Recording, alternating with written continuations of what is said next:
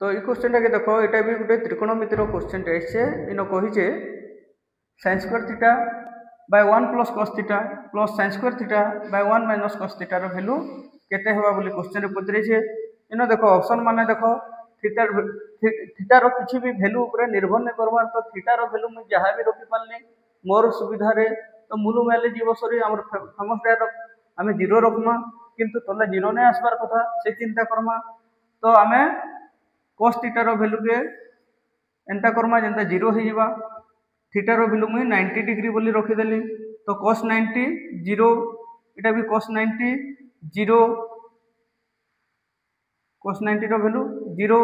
sin 90 रो value 1 sin 90 रो value 1 तो इनो जीरो हो गला cos थीटा तो इनो sin 90 रो वैल्यू 1 by 1 प्लस इनो sin 90 रो वैल्यू 1 तले रहला 1 by 1 प्लस 1 2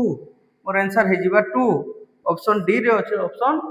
डी रे अछि 2 आंसर हला 2। ई प्रकार हमें बहुत इजीली करि परमा।